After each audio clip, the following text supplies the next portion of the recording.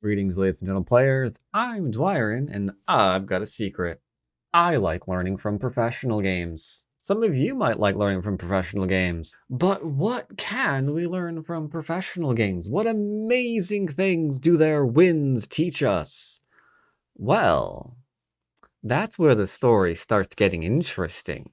What if I told you not only can you learn from their wins, you can also learn a lot from their losses, from their mistakes, as it were. Thanks to the advent of AI, we can, in fact, pinpoint a lot of professional mistakes, a lot of professional losses, and it's interesting what you can learn from them. For example, what if I told you Shin Jinseo, who is ranked #1 in the world by a large margin, playing Kim Yoon-ji over here, mistakes aside that we're not getting into, a relatively newer professional, female young player from Korea. What if I told you Shin Jinseo could have lost to the young Kim Yoon-ji? And what if I told you there's a lot for us to learn from that? And what if I told you about my sponsor, all of you guys? As you know or may not know, I have a Patreon, which you find folks support all the lovely little things that I do. A lot of benefits on there, from just having your name in my credits, to getting a game reviewed once a month, joining me on Signals at the end of the month, having access to my SGF packs that I have reviewed, from like basics and games played on and off stream, all the way to things like getting a lesson once a month, to joining my group classes, which should be starting, actually starting next month. Like, oh my god, it was supposed to be doing it, like, starting in full last week, but then I had the slight emergency, so it didn't really go well because I couldn't really talk very well. Sorry about that. Sorry about that indeed. But on the bright side, that just means there's more spots open for if you want to be part of the group lessons. So that is fantastic too.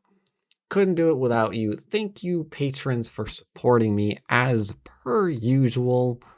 A lot of great content on there just for you, and there's going to be more coming up as I'm going to be adding more ranked up games in the basic style, for example, and a few murders at various ranked for patrons only, as extra content, just as thanks for your support. Well, I hope you're interested. That's this series. We're going to be learning from pro mistakes, pro thrown games, and we're going to start off with a match that inspired this whole idea.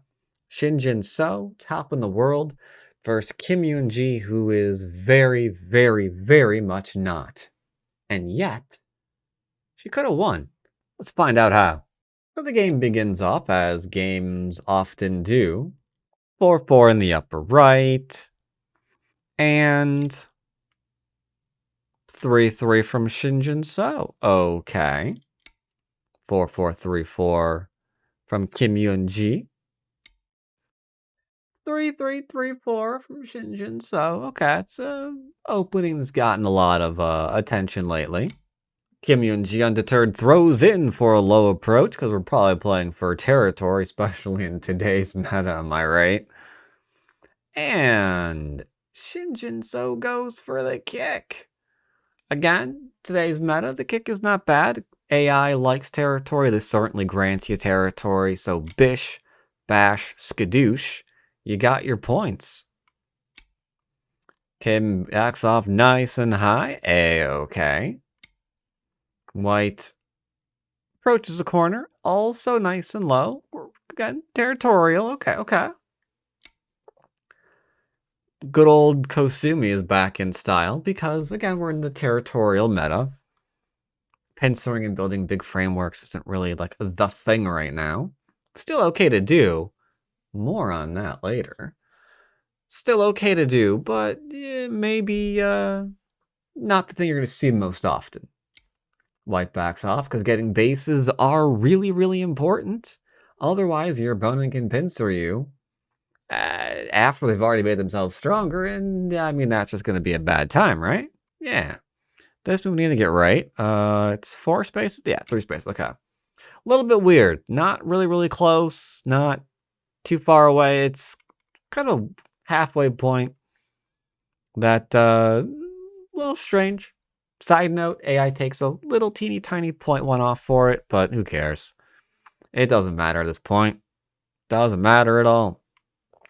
Especially since, despite the fact that, this gets dinged for a 0.1, does bear noting that gets dinged for a 0.2. So, small mistake, bigger mistake. But bigger mistake in the realm of it's meaningless for humans. Like, 2 top tier AI going at it. Maybe that's the thing that's gonna kind of be a large issue. For humans, we make larger mistakes than this all the time. Hence the series. So, alright, play there. Black nicely ignores indeed. Because what are you gonna do? What are you gonna do? What are you gonna do? What are you gonna do? What are you gonna do? Are you gonna play like here? It's pretty small over concentrated, you know? You're gonna play here. Same thing. You're gonna do jump out? It's too weak. So sure. Approach the corner. Nice and solid. Respect. Going for a larger surround. Okie dokie. Since we have influence now for black, you'll note that white is taking a base because if you start like, I don't know, let's just do this quick and crude. Let's say you decided to, I don't know, try and get something, oops, hello. Like, get something done over in here, right? Well, now, because you decided that, ooh, you're an aggressive player and you like fighting, you just created 2 weak groups simultaneously, because now your cutting stones are in trouble and so is your pincering stone. So it wouldn't make sense to like really go ahead and do something like that right now.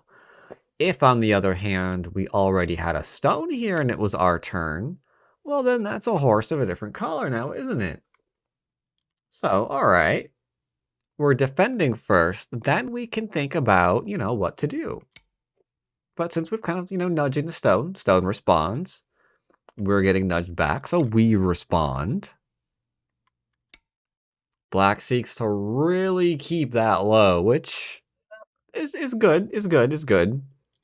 You could also play things like this to block that kind of push and cut variation I just showed. But all right, Kim's trying to be a little bit aggressive. I approve. White rises the challenge, not taking it lying down. Again, more. Now the question is, what is this wall probably seeking to do? Well, it's quite simple. This wall isn't like alive completely. So you could get a wall here and then get a free pincer on this group. That'd be completely fine.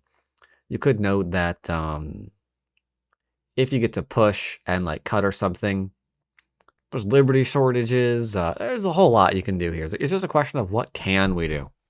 So we have the Hane, we have the cut, and now we're going to see the answer to everything. How are the weaknesses being defended? Well, white says they're not. It doesn't matter. This is a bit of a scaredy cat move. You're afraid of the push and cut, and you're wanting to make sure that the ladders are going to be okay for you. So, okay, it's a safety move. It's a safety move. Only one problem. You don't have to answer it as white. Black just gave you Sente. The cut probably kill off 1 stone. Right? Not gonna say it's not, but it's just 1 stone. So being afraid of that and playing a defensive move, small issue because you just gave your opponent strength and then played with is not 100% Sente. So, not totally surprised that we're going to see this. It's like, hey, how you doing? because there's a wall here and there's a wall here. Now, I want to highlight this because it's going to be a bit of a recurring theme. The idea behind this is one professionals know. Professionals are playing to their strength. Yes, we're going to give up something in order to play to our strength, but that's just how Go works, right? Your opponent's moves have value, your moves have value. So if you want to do something, you're probably giving up something else, whether it's the ability to play another high value move elsewhere, being able to attack something later, not defending something immediately. Like, you're just giving something up to do something else, right? And here, yeah, we're giving up the fact that we can get pushed in order to use our strength, right? We're playing to our strengths. All AI approved, by the way. Now, you'll notice here that black is not going down gently. Cool. This opens up the cutting point. Also cool. Creating little shapy points. Fully surrounding. Now, if I told you that white won this game, you're probably like, oh yeah, obviously white won the game. I mean, look at the bottom of the board. Black's already surrounded. This has to be a terrible, terrible position for the opponent. No, it's dead even. It is a dead even game right now. The fact that black was cut off and surrounded is still an even game. This is important. It will be on the test. So right now, black needs to live. So black plays here, forcing move. Trying to live. There we go. Falling back. This ascent take is now to go here. Into essentially a locally not alive shape for white. So we got to be like, yoink. Now we're good. Now there's a problem because there's a throw in here. Poking, poking, poking. Still a threat because of this one. Now, not as much of a threat, but the throw-in is now endgame. So white is now completely alive. This is still a even game. Right now it's literally 52.5% chance for white to win. Still a dead even game. Black needed to live. Black is living. Game is even. I'm focusing that for a reason. That's just endgame. Black's going ahead and like, all right, try to live now. Okay. Gotta live. And then gotta live. Looks like very, very obvious answers. Okay. Right. We're now alive. Sweet. Awesome. Love it. Digging it. Just like there, into there. And we get to connect back up. Now, as black is now pushing out, what if I were to tell you, dear reader, or viewer, sorry, that this was a 52%, right? 52% dead even game. And yet this is the first throw that we can learn from. This is actually kind of interesting because this now goes to an 80% for white. That is an issue that white has now taken a lead. The board has significantly turned against black despite being in a position where it was all gravy. So what happened here? Well, the problem here is when we go back is that AI did not want black to just live immediately. Black tried to keep it simple, just make the life, when in actuality, the preferred variation here the top moves, are actually this, if you can believe it. We're gonna have black push, gonna block, gonna go ahead and grab the cutting point. White's gonna defend. The left hand doesn't matter too much, but I'll throw it in anyway. We can go ahead and play here.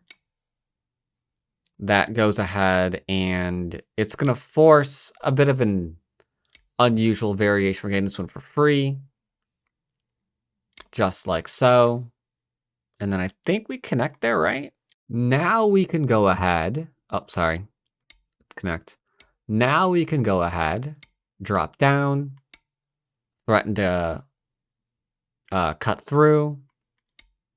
Gonna get a nice little response. Making sure that I'm getting the sequence completely right, because it's a doozy. It's a doozy, all right. Now we can go back and play the variation almost identical to what Shin Jinseo or what Kim Yeon-ji played. Only now we're no longer surrounded.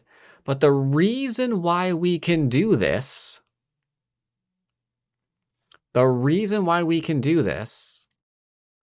is because we made the exchange on the left already previously. So we don't have to worry so much about dying on left. We can live there later. But for now, we've gained a brand new group that is in trouble, right? So we could do cool things like after here, this is in trouble. This is a fair bit of trouble. Because we've got like not quite life here. And we have to make a whole bunch of moves here in order to try to live with this one. And yet we can still go ahead and live in here later. Because we got nice solid eye. We can go here into like here into here. Why am I not clicking? Like that in and of itself is mindless and alive. Right? No one's really happy with the position, but no one's dead yet. There's still odds. We can do things. But rather than make the game complicated,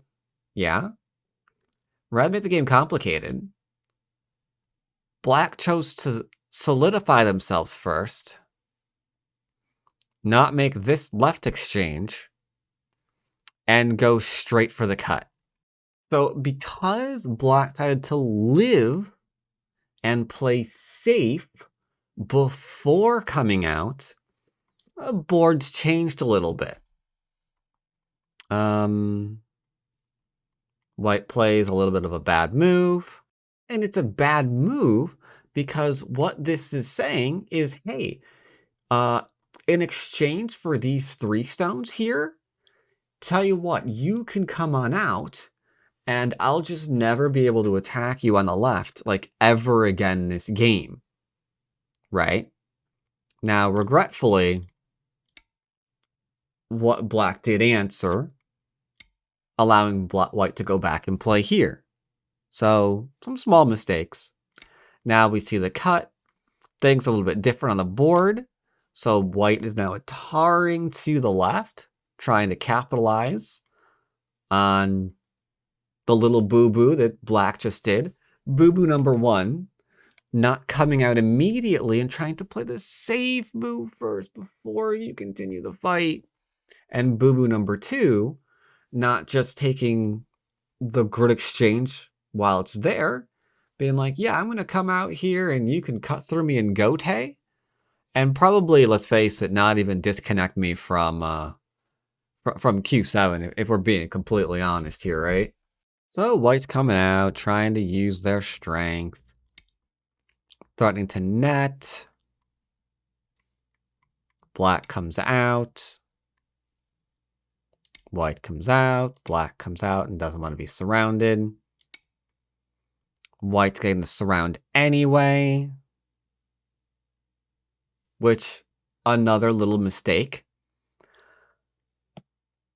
See if you can spot what the mistake is. I'm not going to say what it is. We'll go back and I'll highlight. Let's see if you can spot it. Why this is a little bit of a boo-boo.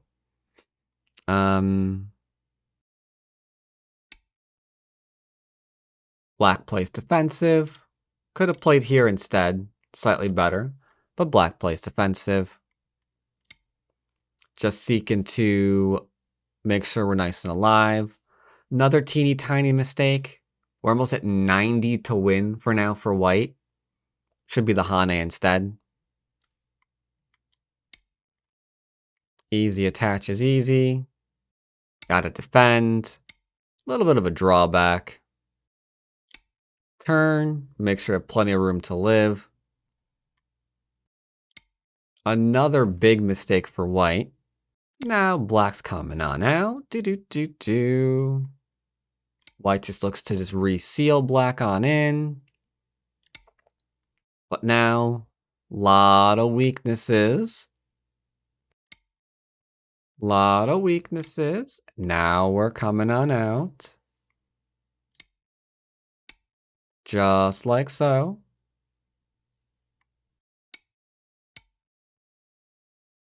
Huge mistake for both players. Black's got to go back and connect now. White's just going to go ahead and grab. Black plays the cut. Rather than just connecting and being alive, we grab the extend instead. So black gets to connect. Now this entire bottom group is surrounded. Scary stuff. Trying to surround. Can't really do that very well. Forcing the connection. Good move for black. Counter-attacking, looking for the weaknesses, rather than just immediately defending because the cut opens up the 1-point jump, making this more and more complicated. White, you should have just taken the eye when you had the chance. That extend up, ooh, so bad. Let's see. White goes ahead and plays the cut. Grab the throw in. This sequence is beautiful. Oh, look at that one right there. Isn't that nice? Isn't that nice? Oh, you know it is. Now black has to just be alive. This allows, or white needs to just be alive. This allows for black to come on out. Trying to get something done. Spots the fantastic shape point. And would it be a surprise to you at this point, dear viewer, if I told you right now that we've been bouncing around for 80% for black now for a while? It's going between 80 and 20. Some moves weren't perfect. But the game has completely reversed itself. From black making a mistake to not coming out and taking the fight to an unnamed mistake that white made. You'll get to test yourself here in a minute, see if you can spot it. See if you did spot it. Which allowed this whole middle, after another mistake by white, by not just living, coming together for a perfect storm of disaster, which could very well have led to Kim Yoon-ji, someone who I think was like, I don't know, 200, 300, something like that in the rankings, taking out the #1 player in the world if they were able to capitalize on these mistakes. It would have been the largest upset in like a decade. It would have been absolutely crazy. So how did it get this way after white clearly had a lead? Well, let's see if you found it. Let's see if you were able to spot it. I hope some of you did. The first mistake, as we would teach a frickin' DDQ. As we would teach a DDQ. Save your frickin' group. Yeah, that weak group over there, you need to defend it. It's obvious. Like, I don't know if any of y'all teach Go. But if you do, I would say there's a really, really, really great chance that you probably, just probably, at some point, have yelled at your student for not defending their weak group. It's like, it's worth infinity points, bro. What are you doing? What are you doing? You know?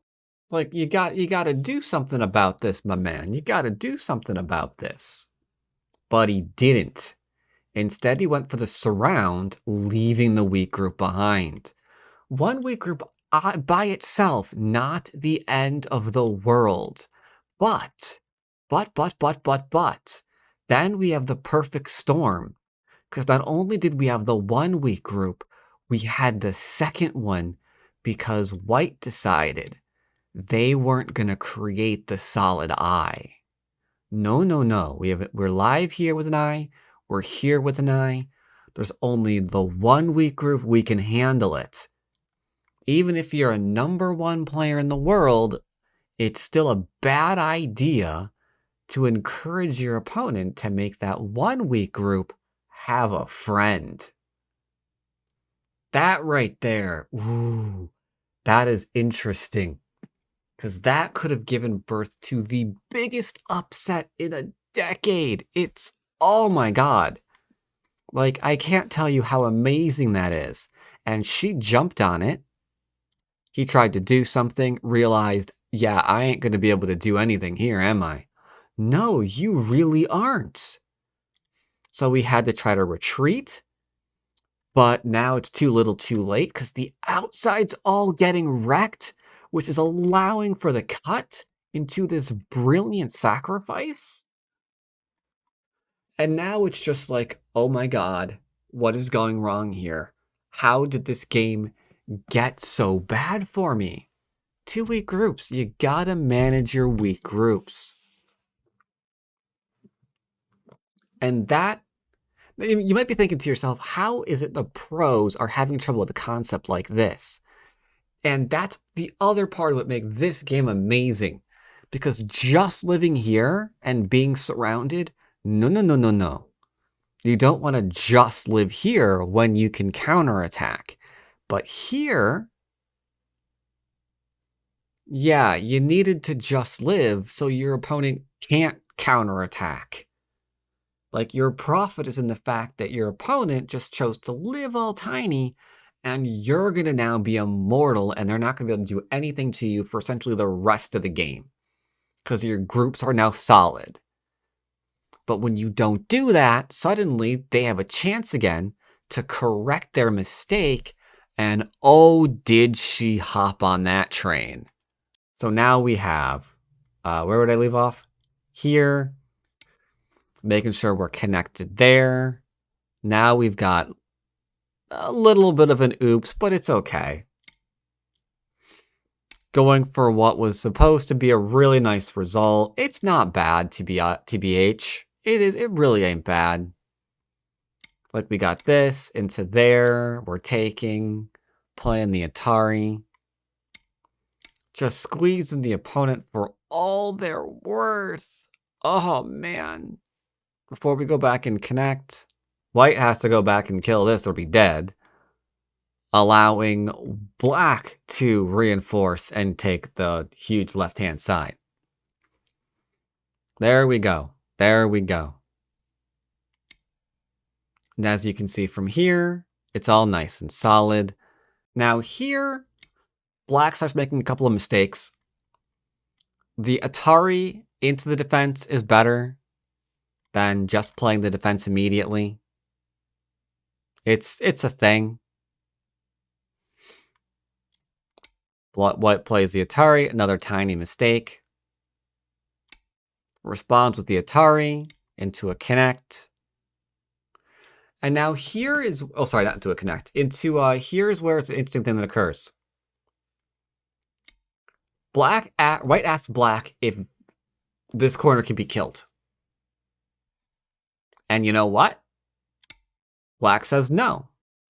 Unable to read out the sequence, white defends.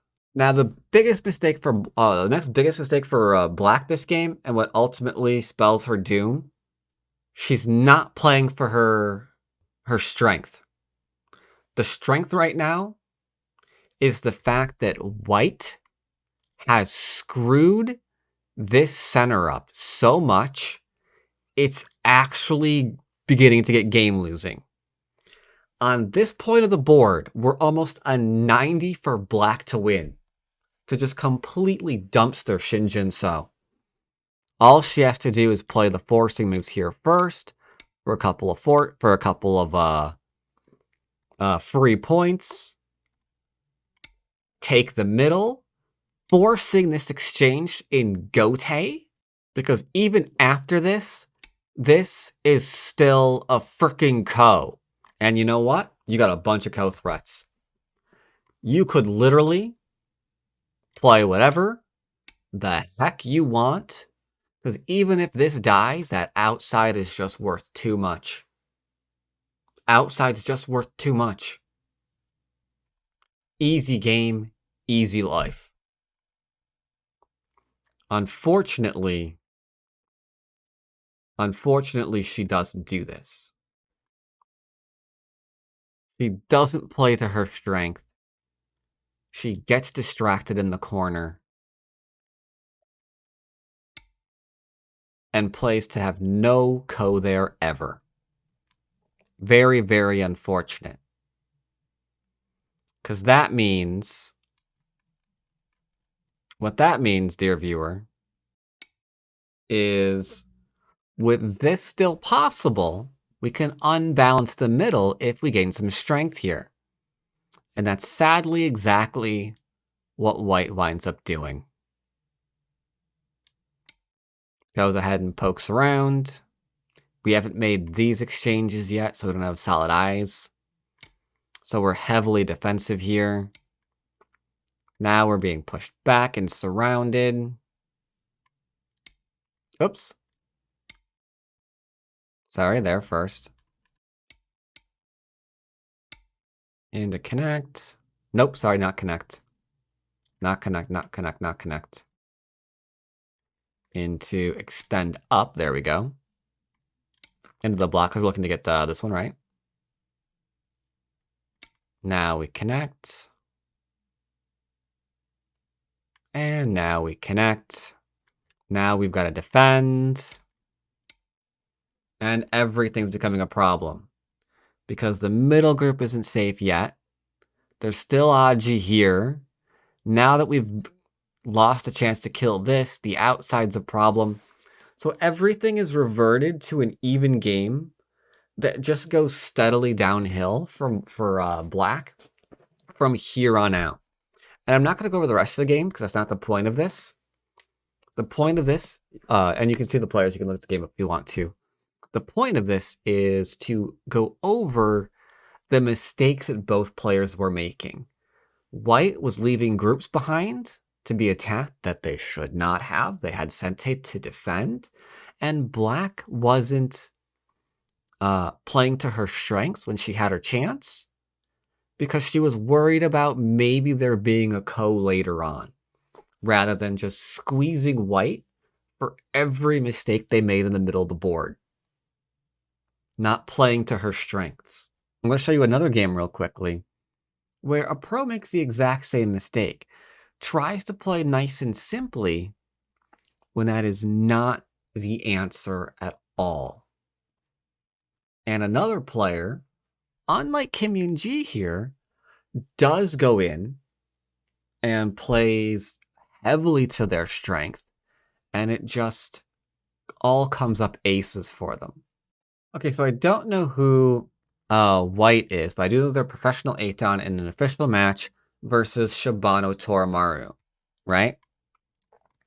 And this game starts off, as a lot of games often do, with double 4-4 and some 3-4 action. White plays low, gets kicked, as we've seen before. Black backs off, as we've seen before, which leads into an immediate 3-3, which I'm sure many of you have seen before. And that 3-3 goes into a small Chinese. Okay, fantastic. Now that a bunch of influence has been given away, we need to be able to reduce this area. And regretfully, that's going to require a lot of very, very complicated moves. But rather than play complicated, White has decided to play simple from here on out. So they approach, okay. Black pincers, interesting option. We see the attach into the corner. And rather than play the preferred move of continuing to play complicated here, because there's a lot we've got to try to get rid of, right? We can't let black play to their strengths to keep pressure on so they can't just relax into a huge area since we've given them so much influence. No, instead he plays very, very, very simple. Which allows black to start building. Oh, sorry, we don't do that one. Getting a lot of moves wrong today. Sorry about that. There, and to there. There we go. Now we're defended. White runs away. White just tries to surround. And there you go. As easy as that. Easy as that. With an even game at the start, if we put pressure to ensure that black can't develop all of this, we are fine. It remains an even game. Instead, we just tried to play simply, just tried to live here. Now the game's essentially over because we're staring at almost a 90% for black to win. Yep. There's not much more to say about that. 3-3 gave away the influence. Tried to play simple afterwards, and you're done. Black makes an extension. White has to come up to try to keep this doing, I don't know, something. Get a little poke in here. Keep building. Percentage just keeps going up. This is a scam because you're not taking it. So we extend here. Still just trying to make some points, but that middle is just insanely large. Tries to create a complication. Black just settles. And you're done. You're done. The game's already over. I'm going to be uploading a full review of this later. I just wanted to go ahead and show this. If you're looking forward to that, make sure you're subbed to the channel. You can find a full review of this coming up in a couple of days. But it reminded me of the Kim Yoon-ji game. Because, yeah, she just tried to play nice and solid and just be fine, similar to this, and avoid, like, the complication until later, the fighting until later, went terrible for her. The 8-Dan here, the 8-Dan Pro, same thing, same result. Black, on the other hand, however, because white is avoiding that, is staying nice and strong, even went out of their way to make sure the cutting stone was gone, not leaving the shape mistakes behind that Shin Jinseo was making, right? And we now know those were mistakes. As a result, he gets to keep playing for his strengths. White has no strengths to play for, and the game goes downhill until that's all she wrote. So I think these are all valuable lessons that we can learn at any stage in our play, right? That, yeah, weak groups being left around are insanely bad for you. That playing to whatever strengths you have on the board is insanely good for you, even if it means giving up a little something in exchange. Here, we're playing to our strengths, but we're getting surrounded now. Darn, we're still going to be okay. In the Kim Yoon-ji game, we could play to our strengths on the outside. There's going to be a Ko later, but we've almost got the game in the bag as a result. Again, really, really good. So it's a bit more of a higher level lesson. I hope you are all able to follow it. I hope you're able to have some fun trying to keep an eye on this thing in your own games. Let me know what you thought about this. I intend to make a series all chock full of games where pros have been in the driver's seat, where games edge into the 90% to win, and yet the game does a complete 180, and it's usually because someone doesn't do something they should be doing. Something that you would even be telling your students to do, or the new person you introduced into Go, or whatever. They tend to see pros at the highest level of play make our mistakes. When they do, maybe we can learn from them even better. Hope you enjoyed this game. And as always, I'll see you next time. Take care, everybody.